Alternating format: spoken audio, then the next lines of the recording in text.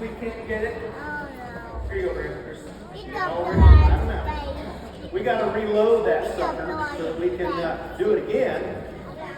And we have found that typically Diet Coke, for whatever reason, makes it a little bit higher. In fact, I would bet that our guys are going to be twice that high.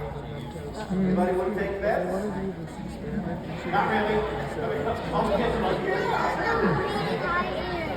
Mom, Dad, can I have some money? All right, are we loaded? We're ready. We're loaded. Okay. Here we go. In 5, 4, 3, 2, 1.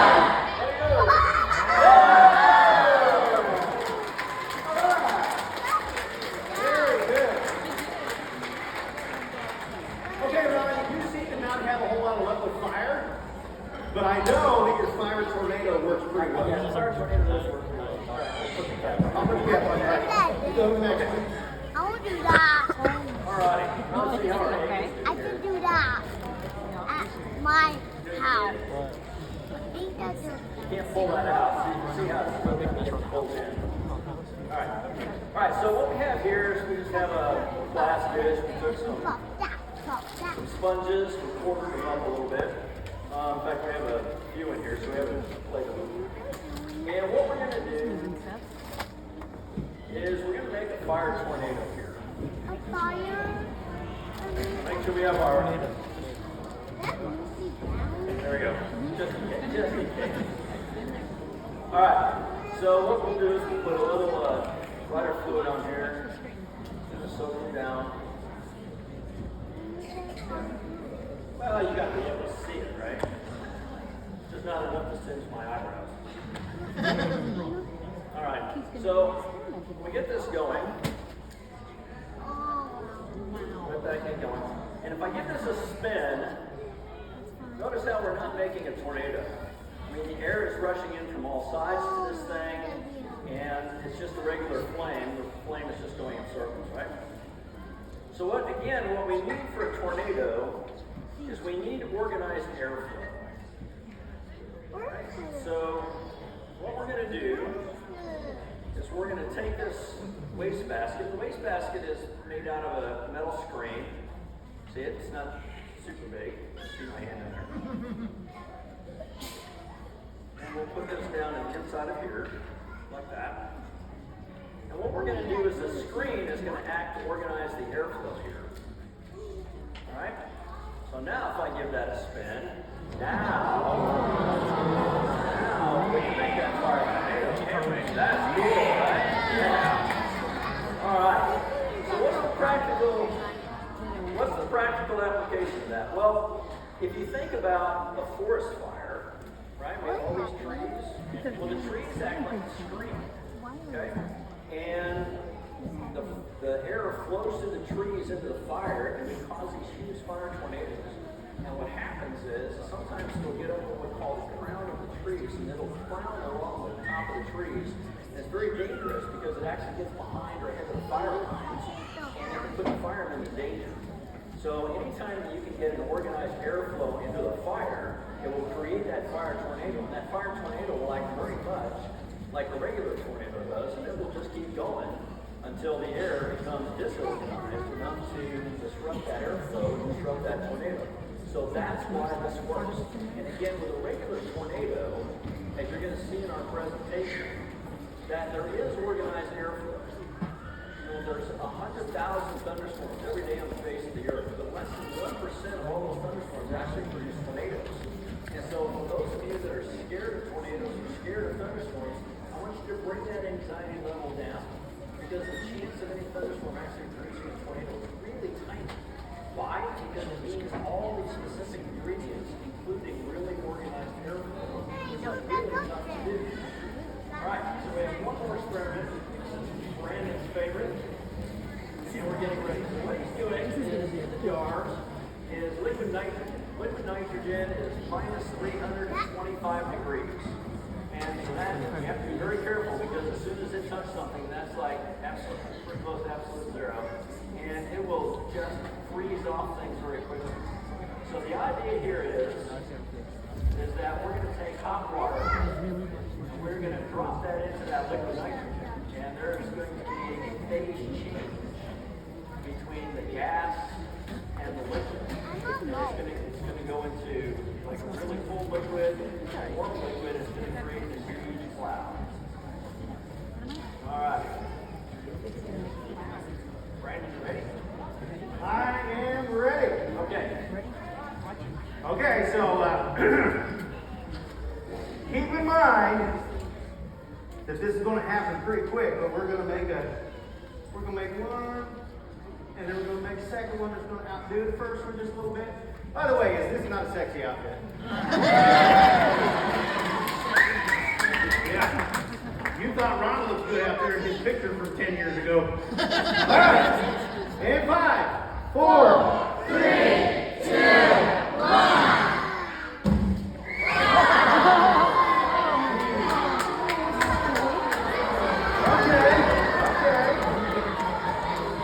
So that was pretty cool. But we can make it cooler. Oh, I get it because it's cold. So keep in mind that first of all, there's really something you want to do at home. We're making it very careful with the nitrogen. But Everybody listen up. The result here is water. So what's on the stage is just water and ice. Yep.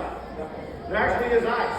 So we're changing the water into both a gas and actually ice very quickly. And when water freezes, it expands. So it creates this upper thing that's pretty stinking cool. This one's going to be better. Okay. Hey, are you going to do it slow-mo? Oh yeah. Yeah, that's the coolest. Okay, here we go. 4, 3, 2, 1.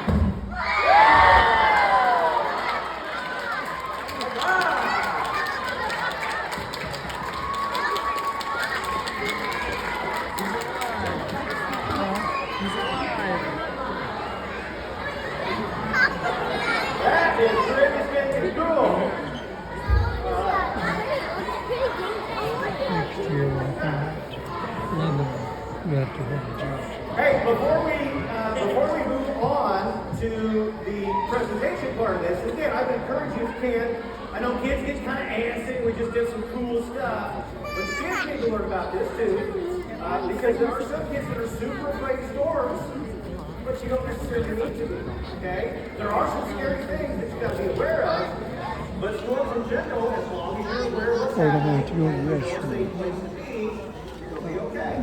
So we're going to try to get you out of here by 6 o'clock, like I said. So real quick, I want to recognize our partners that were here today. Hopefully you were able to tour around out there. Of course, we have Aaron Sachs giving away the bike helmets.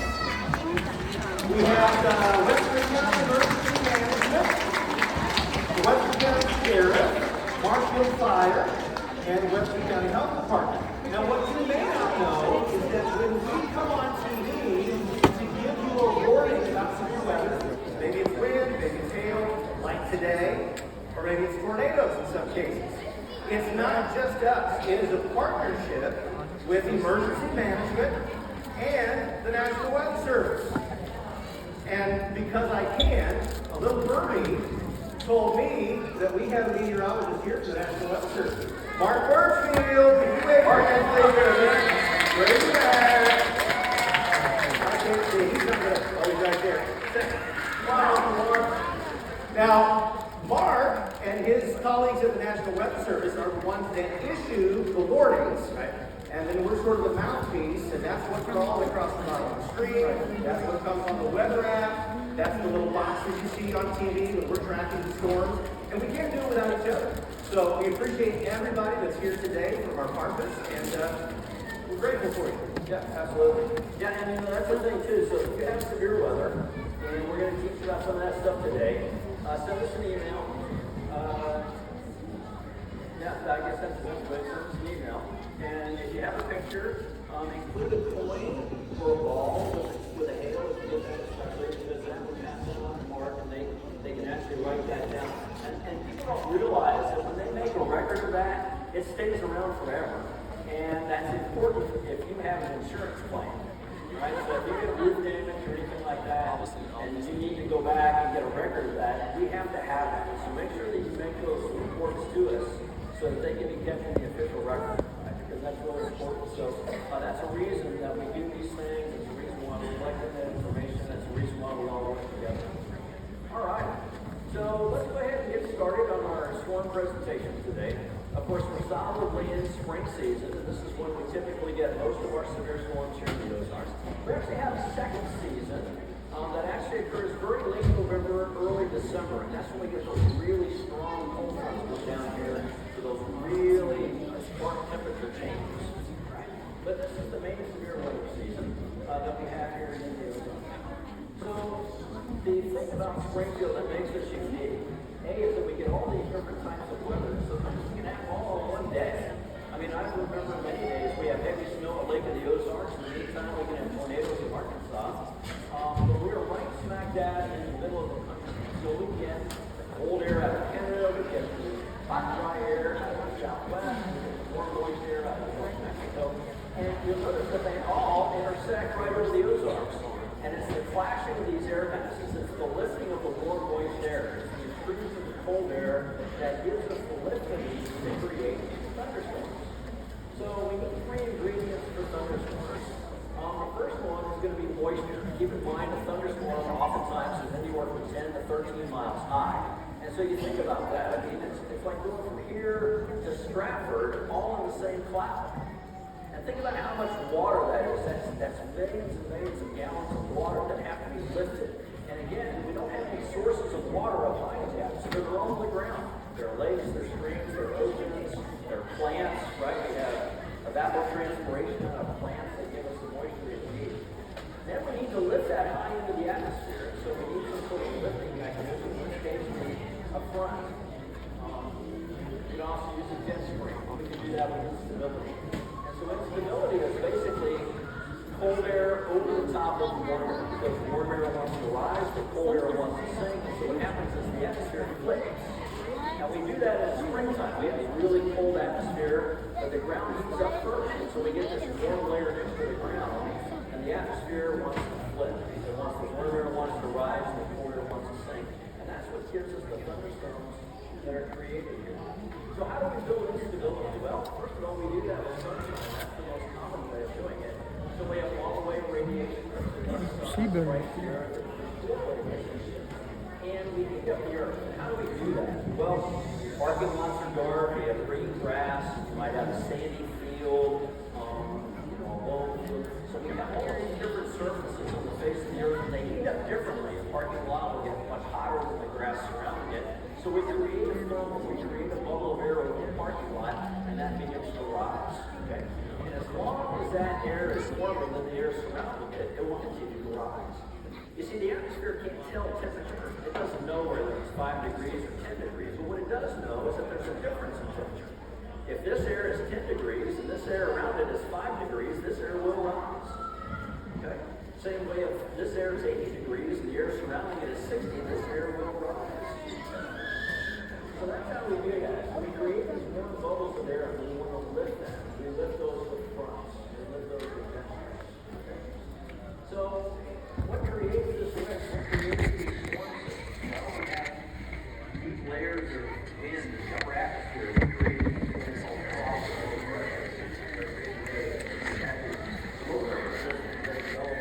Side of the rock.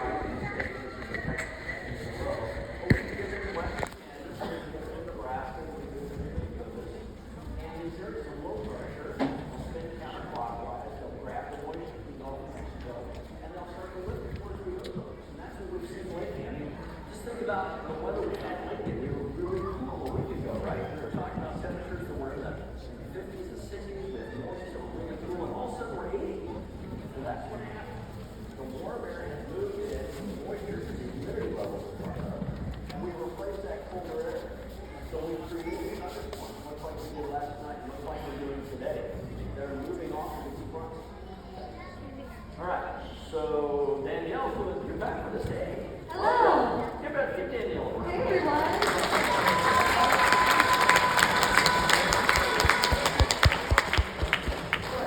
So, I'm here with Johnny, and he's going to answer this question for us. Which of the following is not a source of lift? Heating the air, a cold front or inversion? He says cold front. That answer is actually inversion. But you're still going to get facts. So inversion is actually where you have cold air at the surface and warm air above. And that's a very stable environment because the warm air is already on top and the cooler is already down below. And you kind of think of your house, right? If you go up into the attic, what is it? It's hot, right? That's the warm air has gone up to the attic. If you go into your basement, it's cooler. That's because the cooler air weighs more and it goes settles to the lowest place. So that environment is stable. Nothing wants to change. The warm air is where it's supposed to be, the cold air is where it's supposed to be. Again, if we have warm air on the bottom and cold air on the top, the cold air is heavier and it wants to go down, and the warm air is lighter and it wants to go up. And so it wants to flip. And that's that. All right. So let's talk about the three stages of the thunderstorm. So we kind of saw those as you guys were waiting in line today. We had some puffy cumulus clouds out there. They were pretty shallow, a few thousand feet high. They tend to have solid bases to them and a little bit of a ragged edge to the top. In the mature stage, that's when we start to develop the anvil on the top. You've seen the anvil cloud. We had some out there today too. We've had some thunderstorms in Boone County.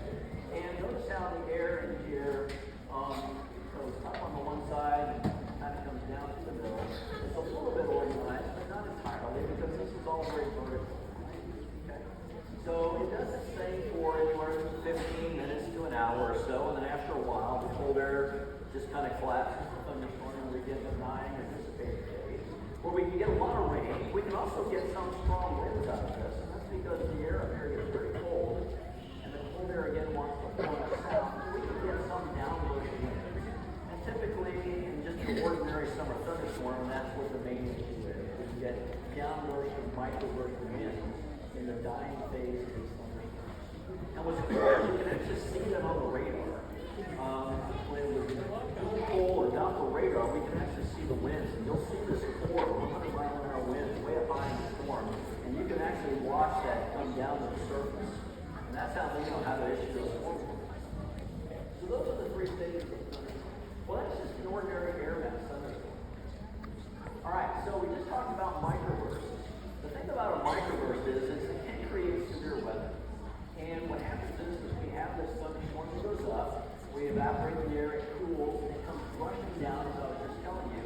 And sometimes it can come out at a very high speed, 150 miles per hour or more, and that's going to be as fast as an EF2 or an EF3 tornado.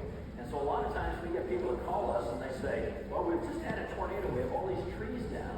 Well, could have been a tornado, but it also could have been a microburst. And again, with the radar that we have these days, very little gets by us in those. We can't make mistakes, but very little gets by us in those. And these microbursts can be really strong. So watch what happens here in the simulation. Now, if you were to just come upon that, you'd say, wow, that's tornado damage. That school was really damaged very severely. And the thing is that that's just straight line winds will create all of this damage that you see right there. And that's another reason why we take a stay away from roofers and high ceilings, because as the ceiling collapses, notice how there's nowhere out here to take shelter. All these big pieces of ceiling material, HVAC and stuff drop down in. Okay? The whole wall collapses. So again, microbursts can do an awful lot of damage. They can look like tornadoes. All right.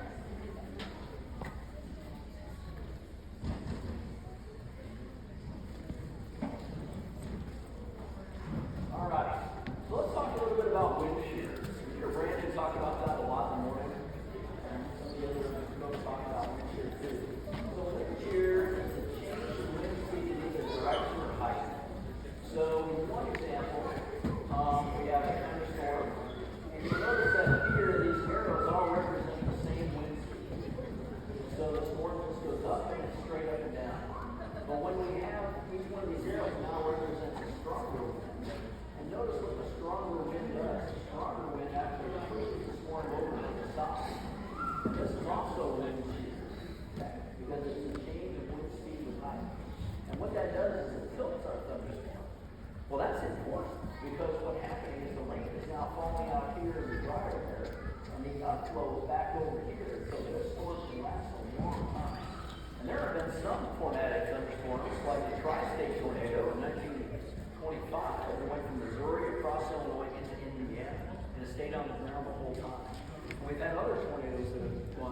long distances. The Stockton tornado, I think, went 90 miles. The Pierce City tornado that lifted across the street from my house in Springfield, I think that was 60 miles. So you need to have organized inflow, outflow, and storm. So wind shear becomes really important ingredient in severe weather. But it also helps to form a tornado. Remember I said you had to have organized wind flow. Well, notice here we have wind coming out of the west and winds up top are coming out of the southwest. And what that does is it creates this invisible barrel of air at the surface. You can't see this. Sometimes they can see it on the radar. Not always. What happens is you get that good rolling air, and then the thunderstorm comes by and pulls it up. And then the tornado actually forms, and you can see it come down to the ground. Alright, so wind shear is very important to creating that rolling barrel of air that we have. And again, that's really hard to do. Alright, so another question, Danielle. Okay, so I have Jaden here with me. The question is, wind shear is the change of wind speed with upward direction. Is that true or false? He said true, and he did. That's right. All right, very good.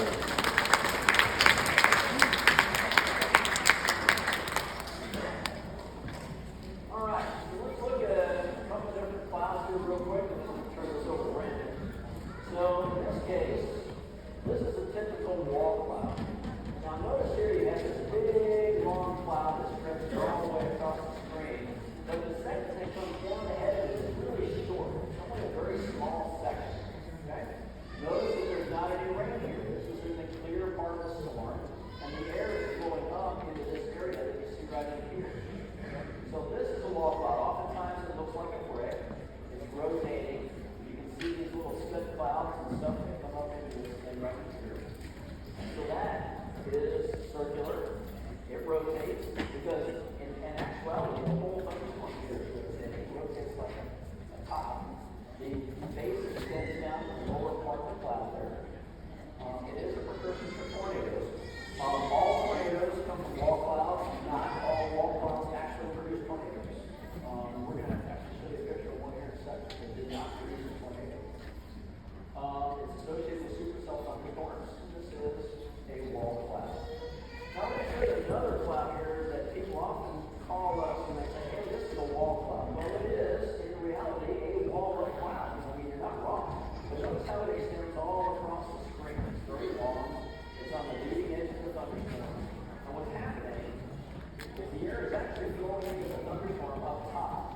In the meantime, the cool rain air is coming out the bottom like this. And so the tip about a shell cloud, this is a shell cloud, long and across the horizon, its greatest threat is damaging winds. Right?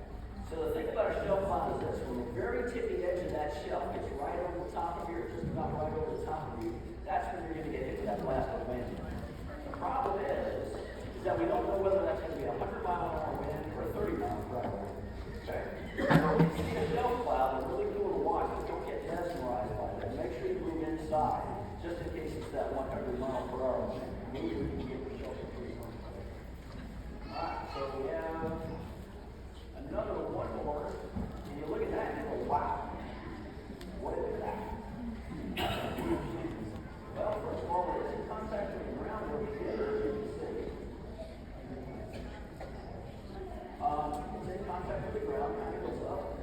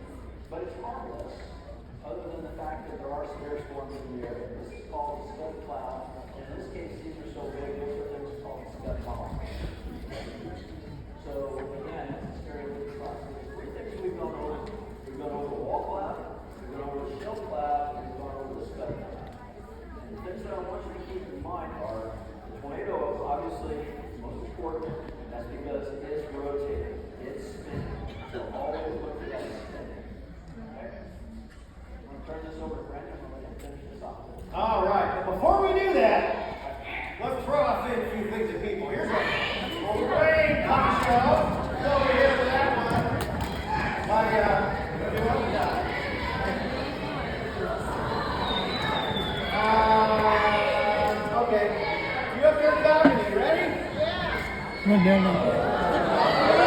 Run down there. See, Bridget? Somebody dare you to get it up there. Okay, real quick, we got about 15 minutes left before we finish this. I want all the kiddos and whoever else is restless, stand up real quick and let's get the wiggles out, all right? Ron knows how to wiggle better than I do, so I'm going to try, all right? Let's wiggle. Get some energy out, all right? Spin around. Do something like that. Yeah, okay. Start to get antsy. So we've got some safety stuff to go over, but talk about other things. Real quick, the difference between these two cloud types. Ron just went over them, but let's see if Danielle can find somebody who can name them. Oh, it's Big Black, okay? All right, yeah, I have my friend here, Gunner, and Gunner has been paying very close attention, right? Say yes. All right, Gunner, I want you to tell me, the picture on the right, what kind of cloud is that? Yeah, very nice. Very good. And what about the one on the left? Ladies and gentlemen, Gunner. Way to go, Gunner. All right, I'm going to give Gunner a prize, and I'll send it back to you guys. All right, so it's important to know the difference between those two. Now, a shelf cloud can look really scary. Usually, it's going to be high wind, okay? They're really pretty when they're coming at you. We get more pictures of shelf clouds than probably anything else, and they're awesome. But when they come over you, usually that's when you're going to have the wind hit you. Now, you can get tornadoes along that, but they're not as common typically as just plain old high wind, okay? This is an image of, what do you think? Is it a tornado, a wall cloud, shelf cloud? A variety of answers. Yeah, that one's actually a tornado. Now, sometimes you can be looking off in the distance and you say, man, I think that's a tornado. But you may not be sure. Sometimes the horizon's kind of blocking your view. It may appear to be touching, may not be. So from this far away, you look for a couple of hints, but because the funnel is contacting the ground, it's what we call a tornado. A lot of times, myself included, the thing I like to say, because it comes naturally, is, oh my gosh, there's a tornado on the ground. Well, by definition, it's not a tornado if it's not on the ground. Okay? It's only a funnel cloud. But that seems to have like this urgency to it, like a tornado. Oh no, it's on the ground. Well, yeah, but that's what that one is, okay? It can be hard to tell, like I said. So there are a couple of hints. We're going to give you one here in a second. It's a lot easier for us to tell when there's video. Okay, a lot of times people send me photos. Hey, is this a tornado? Yeah, a lot of times it's pretty easy to say, no. Sometimes it's not. And they wonder, well, was it rotating? Is there debris? Well, this was in Bergman, Arkansas a few years ago. Believe that was rated an EF2. Now here's one that may be looking kind of confusing, because if you're looking up above the ground, this might be rotating a little bit, and you might say, okay, it's trying. Well, look down there in the bottom right of the picture. You've actually got dirt coming up, okay? So there may not be a complete funnel, but it's still a tornado because it's kicking up debris down here on the bottom, okay? This one, well, you say, wow, that looks like it's probably a tornado, okay? But you want to look for two things. Number one, is it rotating? And you may be too far away to know for sure. The other thing is, do you see debris, okay? One doesn't necessarily have to occur within your field of vision for it not to be a tornado, but the idea here is that it can be very hard to tell unless you're close up, and if you're close up, you're in a whole lot more danger. So we don't want you to look. I know how it is, okay? It's always been this way.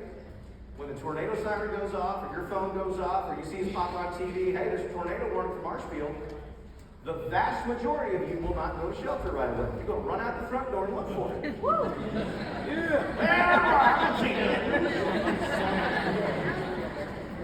I can tell you that we just celebrated, that's not the right word at all. We just marked the 20th anniversary of a very big tornado outbreak in 2003. When Ron talked about Stockton and Pierce City, that was that year. And I met a couple who were watching satellite TV. So they didn't get the warnings crawling across the bottom of the screen like you would if you were watching KY3. They did not know they were under a tornado warning. And when she happened to look out the window, it was coming right for her. And unfortunately, it killed a person in that house. She survived because she ran down the stairs. But it's very, very important to have multiple ways of getting warnings. We'll get to that here in a second. So in this picture, where would you take shelter? A lot of times. Yeah, I heard it. Closet. That's one spot. Basically, you want as many walls between you and the outside as possible. Okay? We'll tell you the bathroom sometimes. In this case, if I had to pick, I'd say go to the stairs or the hallway or the closet. The bathroom would be my last option because it's on the outside wall. Now, if this is looking north toward the top and south on the bottom, most tornadoes are going to go from southwest to northeast. So I'm going to hit the bottom left of your screen first. The point is, get in the middle of the house if you can, okay? Avoid windows, outside walls, if at all possible. And of course, if you got a basement, that's kind of a no-brainer, right? You want to go down below ground level if you can. That might be a storm shelter. And you know what? If you live in a mobile home, the best thing you can do is get out. Now I know some of you are going to say, well, yeah, but it's tied down. I say, so what? Have you ever seen a mobile home rolled by an EF0? Yeah, I have. It happens. It's not a safe place to be. There was a guy, 2006, a guy was in his mobile home. It was rolled and wrapped around a tree. He survived because he was lifted out of it, and I forget, he flew like a few hundred yards or something like that. Survived to tell about it. He was a lucky guy, all right? So go to the basement if you can, or a storm shelter. Now, here is a safety question. Nicolette or Danielle, where are you at? Right here. Way in the back, okay. Okay, and I'm just going to say, I actually asked Brinley and Evelyn before we got to this, where they would take shelter in their home, and they both knew the answer before you even said it. That Brinley is awesome. is 6. She's 6 years old. Way to So go. that's awesome. Okay, guys, you ready for this question? It is, which of the following is the best place to take shelter? In a basement, under a sturdy piece of furniture, or a small room or closet? Which one's the best option? Basement. Oh, yeah. That's correct.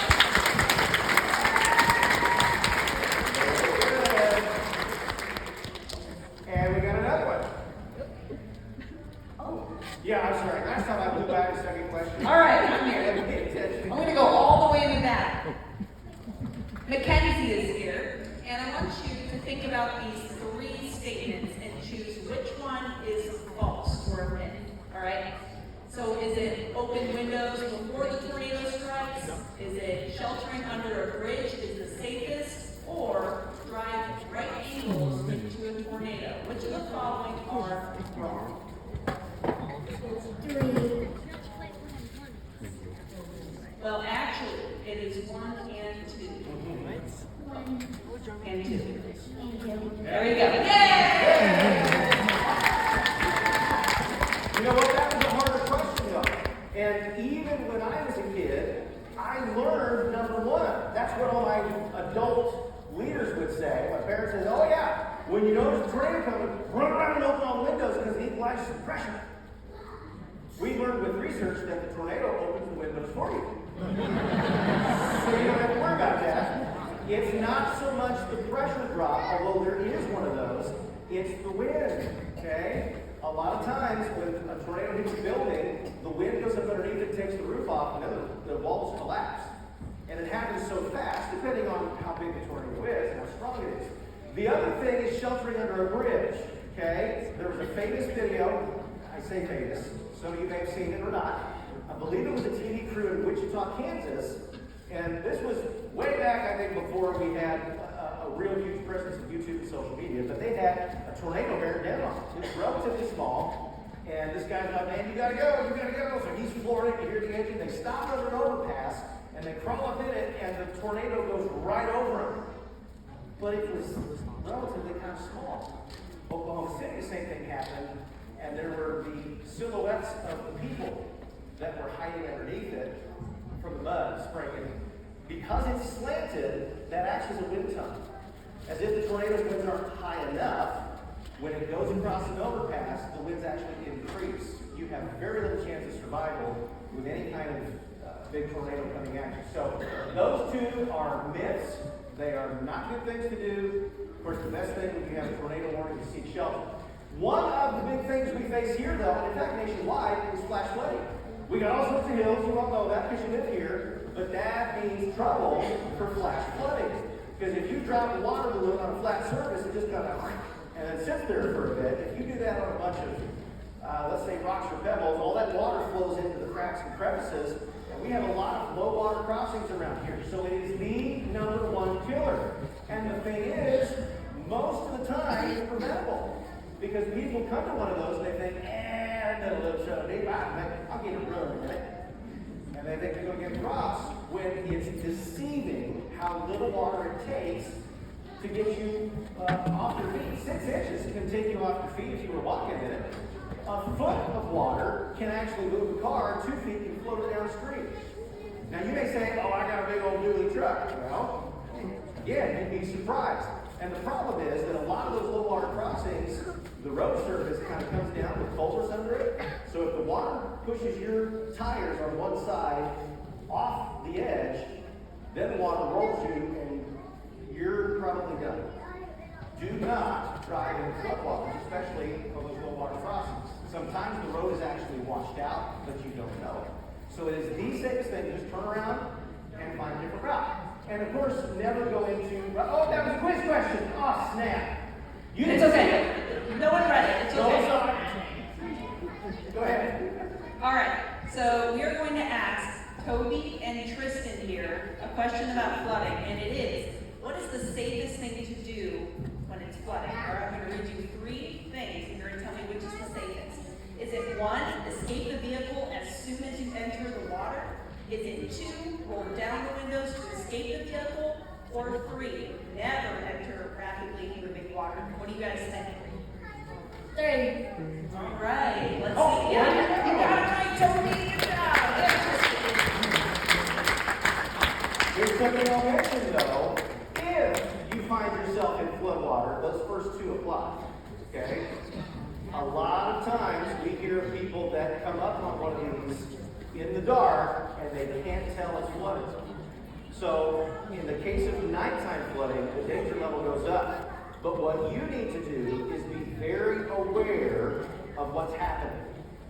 There may be a flash flood warning in effect, there may not be. Most of the time there is. But if you are one that travels near one of those routes and you know there's a spot that water typically goes, be very, very careful, especially at night. Be ready for flood waters, okay? Flash flood safety tips, move to higher ground. That's kind of an obvious one, right? And we say this, and it's actually a bit of a joke. There's like a country song out there, turn around, don't round. But it's serious, okay? I can tell you from as long as I've been here, let me back up, most flood events that we have that are sizable, that are widespread, there is almost always a fatality, sometimes more, because somebody gets caught in floodwaters. Either they drive into it thinking they can make it, or they're caught by surprise, okay? And that's why we emphasize this so much. When we say, hey, there's going to be a lot of rain, there's going to be flooding, we tell you this, but it's not just to keep saying. It really does help save lives. So don't drive into floodwaters, even if the water's just sitting there and you think, it's no big deal. And then, of course, get out of vehicles if you find yourself caught in floodwater. So here's about lightning. Most of you know this probably if you are older. If you're in grade school, maybe you know. How far away is the lightning? You can actually tell by counting. So you see the flash, and then you count. Down 1, 2, 3, 5 seconds is roughly a mile. Okay? That's not always the same. The density of the air is going to change that based on the temperature and how much humidity is down in the lower atmosphere. But sound dissipates as it travels out. So if you're a good ways away, you're going to see a whole lot of lightning, but you won't hear it thunder. That's the slang term called heat lightning. Okay? So in this particular case, we count seconds and we know how close the lightning is. And of course, if you see the flash and hear the bang at the same time, you're probably going to smell smoke. I remember growing up with my cousin and a dog. I mean, we ran down the stairs so fast and went under the bed shook the bed. He was a little freaked out. All right, severe hail. Ron said something about this earlier. Hail of 1 inch or larger is the criteria for severe thunderstorm warning, okay? In this case, that's about 1/4. So if the radar is detecting hail of that size, and it's actually very accurate, it may surprise you. Radar technology now is pretty darn good, and if we say it to be baseball size, you could almost bet money that that's happening somewhere under that storm. So 1 inch or larger is considered severe. But I can't tell you how many people email saying, hey, we got marble-sized hail. There's a lot of different kinds of marbles, okay? We probably have a general idea, but we want you to use this chart. So think of it in terms of a coin. Thankfully, you don't normally have to go bigger than that, but if you do, you start going up to golf ball size, which is about 1 3/4 inches. You've got a pool ball or a tennis ball, which are real close together. Baseball's 2 3/4. Softball, you don't really want to see. I mean, it's kind of cool if you're a weather nut, but you know. And bigger than that, you might as well just dig a hole and hide, because that's pretty nasty stuff. And once hail gets to baseball size, it'll come through car windshields. I mean, we've had hail large enough. Vivian, South Dakota, the hailstone was big enough to go through the guy's roof. And they measured it a long time after the storm ended, and it was still record. So I think it was 18 3/4 around. Crazy. All right, you can survive a natural disaster. Okay, we want you to know that. And when we come to talk about this stuff, it's not because we want to freak anybody out, and we certainly don't want to do that on the air either. If we're on TV without the newscast going on, we're breaking into programming because of severe weather, somewhere in our viewing area, there is considerable danger. It's not because we like to see ourselves, okay? We get called out, why are you covering up my whatever it is? Well, because our job as KY3 is to keep people safe when we can. So, you can survive it, obviously. Being weather aware is the number one thing. That's why we have first alert days. We try to give you notice a few days out. Sometimes it's a pattern that we can recognize it several days out. Sometimes it's like you get to the next day and think, oh boy, we're going to be really unstable. Hoist the flag. We had some hail up to a little bit of the golf ball size, I believe it was yesterday, up in central Missouri, a little ways north of here. And we may see some hail again this evening. We've got some stuff coming out of Kansas sliding this way, and we've got to watch out. So be smart, not scared, know what's happening with the weather, keep up to date, and then have a plan. Just like the 2 girls back there who were real young, they knew the answer about where to go with the tornado. That's really important. Teach your kids that. Just like if you were to plan for a house fire, where are you going to get out? Where are we going to be? That's important stuff. Because it's easy to panic in a situation where you say, oh my gosh, there's a tornado, I see it down the street, or the sirens go off, you're like, what do I do? If you plan ahead, you'll know what to do, okay? And of course, keep up to date with the weather. And one of the best ways to do that, weather radios are fantastic, and that used to be the thing we told you before smartphones. Now, smartphones, there are all sorts of weather apps. You can ask Siri, hey Siri, how many phones did I just set off? Anyway, the KY3 weather app, if you enable your location, it will follow you so that if you're traveling, let's say you go to Florida on vacation and a warning comes out for where you are, your phone's going to go off.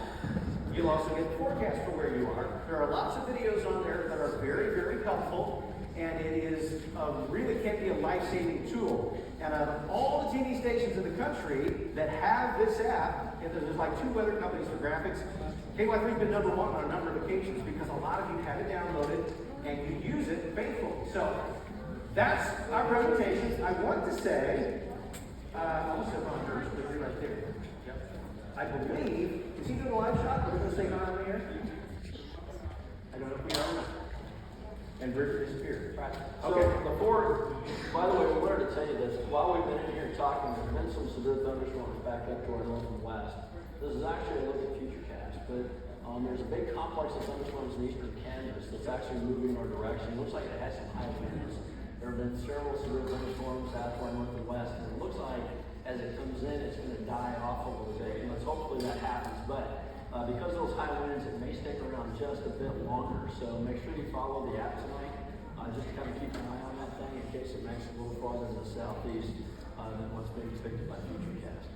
But anyway, we all so we really do. We want to thank you for allowing us into your home, your kitchen, your bedroom, your living room, and probably other places that we are. But really, it's an honor to us to be able to come to your house, to give you the weather, to keep you safe, to entertain you, to inform you, and it really means a lot to us. All of you came out to visit us. So from the bottom of our hearts, we want to thank you. Also, if you get an autograph, we're going to go from here right back up there. We're going to let everybody else clean up for us, but we will finish signing autographs for anybody who didn't get one. So thank you very much.